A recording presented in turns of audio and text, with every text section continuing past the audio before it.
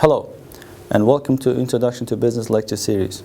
My name is Aziz Allaberganov, and in today's video we'll discuss fundamentals of management. The agenda for today is very simple. First, we'll start with the definition of management, and then look at the levels of managers, and then discuss the process of management, which is the main responsibilities of managers in business world today. First things first.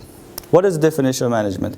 In literature and books, there are different definitions that exist today, but generally management basically means putting people and resources together in order to achieve objectives and goals of business operations. Now, those people who put together capital and resources and humans together in order to achieve goals are what we call managers. In our literature and books, 3 levels of managers exist today.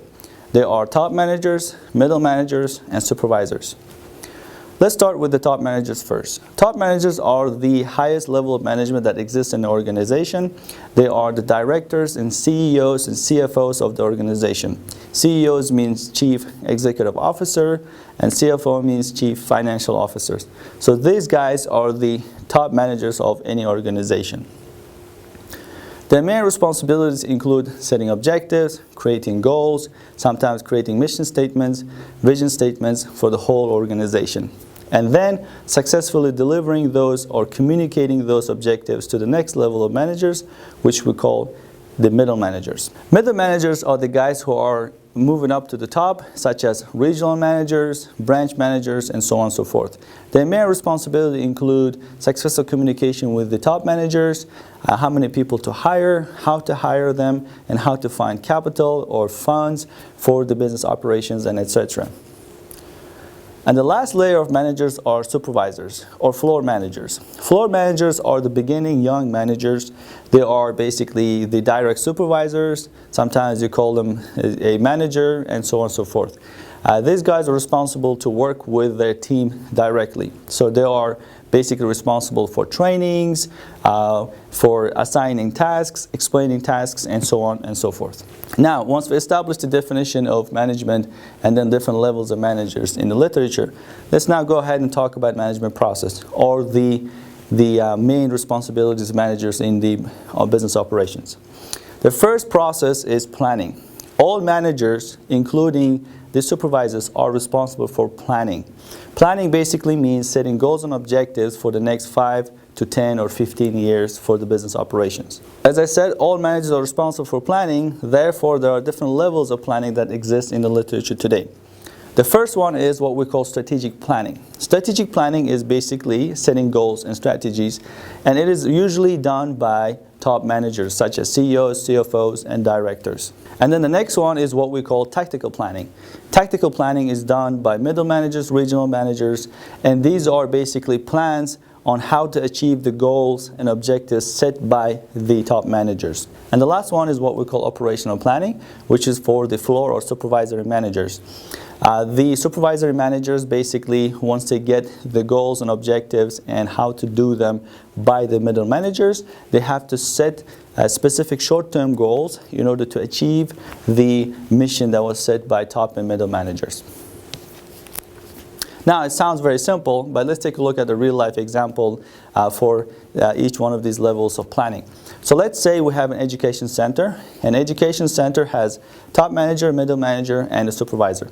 So top manager decides that he wants to expand the business operations into related fields. So he wants to expand business operations as the director of the firm. And then he communicates that mission or the objective to the middle manager, and the middle manager now will do what we call tactical planning. So basically, in the tactical planning, the middle manager decides that in order to expand, he wants to introduce a Spanish course. So for example, the education center had English courses before, IELTS programs, and so on. And now, middle manager, in order to expand the goal set by the top management, he wants to introduce Spanish courses into the program. Then the middle manager communicates that goal, which is introduction of Spanish program, into the education center. The supervisory managers have to do what we call operational planning. So in the operational planning, the supervisor basically has to find out what kind of Spanish programs he will include in the program, how many people he has to hire, and how to hire them. He has to actually do the interview himself or herself as a supervisor manager. And once they hire the new employee. The supervisor manager will be responsible for trainings that will be delivered to the new employees and so on. The next very important management process or management responsibility is organizing. Organizing basically means putting people and resources together in the organization, which is one of the definitions of management. The first type of organizing that the managers are responsible for is job assignment. In a job assignment, basically, the manager has to successfully hire new people and then assign them roles in the organization. They have to find out which kind of positions they need, what kind of positions they have to open, and what kind of people they have to hire. And then once they hire these people, they have to successfully put them in their correct position in order to work. If the employee is in the correct position, he or she will be successful and efficient in the organization. The next important step of organizing for management process is what we call logical units, or putting people together. Once we assign responsibilities for the employees, then we have to put them into teams. We cannot put them into random teams. We have to find out their similarities in responsibilities and then put them in similar teams. For example, if you have people who are responsible for marketing of a new product, then they have to be in one team. If you have a team that has to hire new people, then you have to put them into HR team and so on and so forth. So manager is responsible to assign and then put those people into logical teams or units. Last but not least, part of organizing for managers is basically decision making. Decision making basically means that you have to make important decisions in the organization. The decision can be difficult, the decision can be dangerous for the organization or the business operations and so on and so forth. So you have to take risks as a manager. Now, decision making doesn't mean you have to make all the decisions all the time. It depends on what kind of style of management you follow. In literature, we have two different types of decision making process. Basically, you can be a full control manager or a partial control manager. In a full control management, you are not allowing any decision making to your team members. So here, you're taking all the risks by yourself. So for decision making in part of organizing, you can have a full control decision making process. So here, you basically make all the decisions. You don't allow your team members to make any decisions in the organization. They have to follow certain rules and regulations that set by you, and that's it. Now, it doesn't mean that it's a bad type of decision-making management. Basically, sometimes you have to have full control in the organization. For example, if you have a team of young students or just fresh graduates from university, they want you to be a full control manager. So the reason for that is because they are young, they don't have experience, and they rely on you as a manager to make a lot of decisions. So if you have a young team, inexperienced team, you have to follow what we call full control management.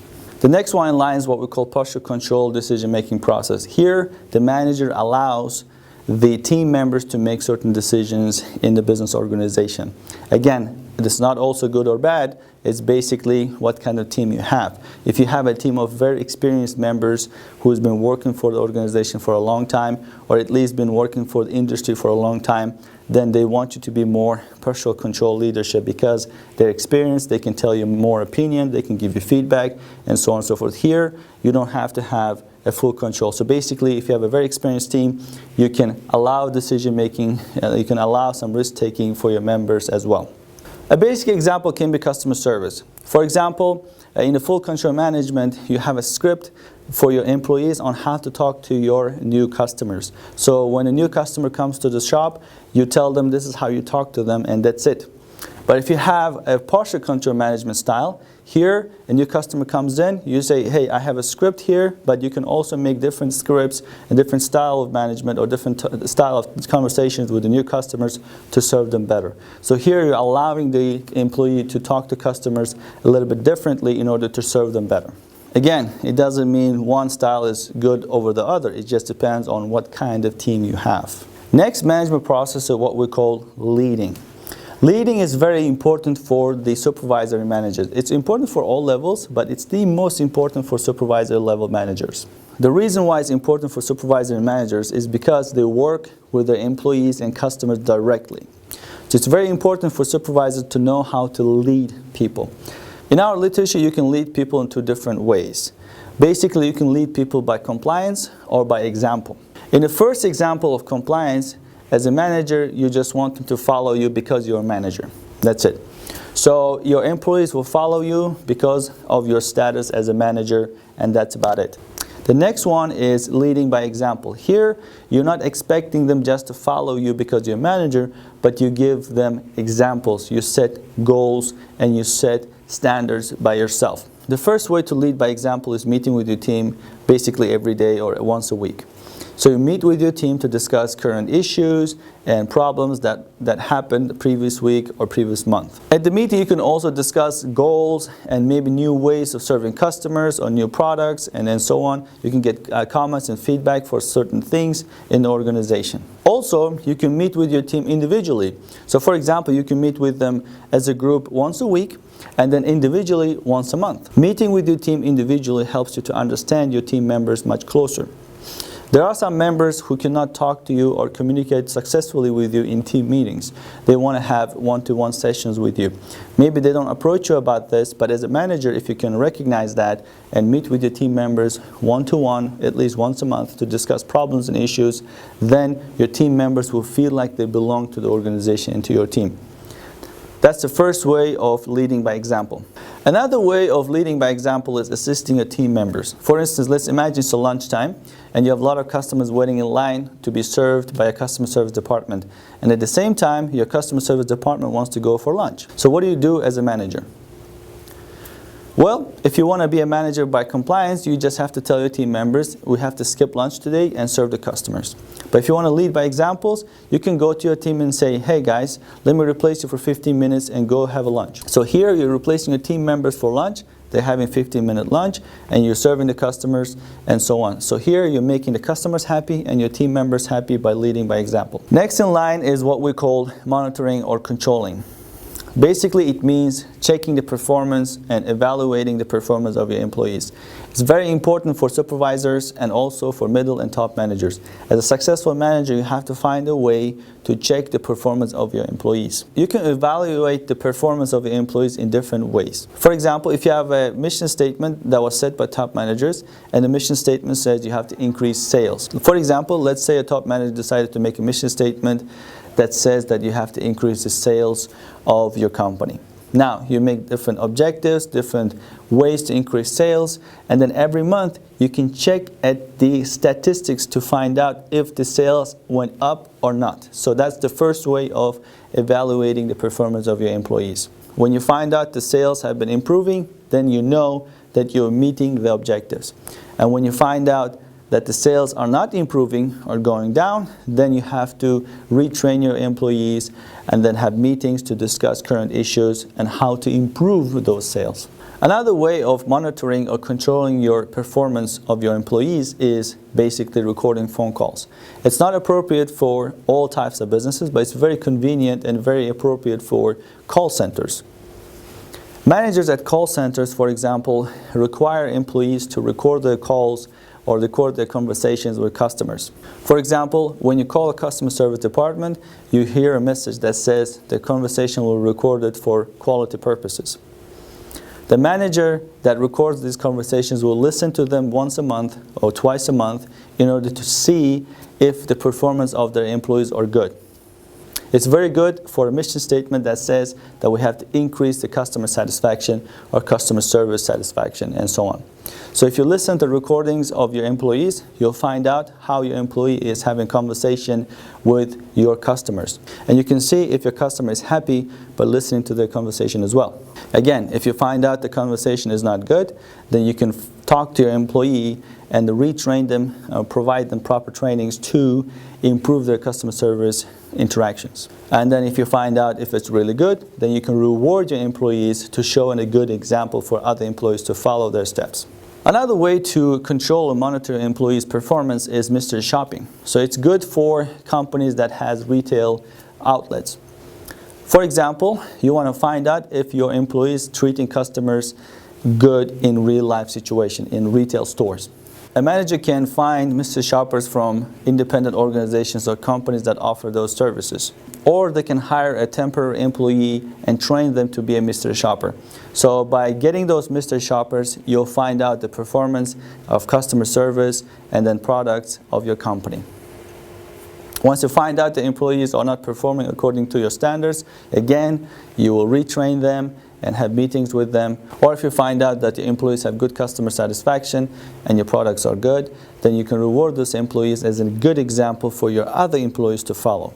Now, by evaluating and finding out the performance of your employees by mystery shoppers, by phone call recordings, sales checks, you can see if you're meeting the goals and objectives set by top and middle managers. That's it for today for Fundamentals of Management. Thank you for watching and see you later.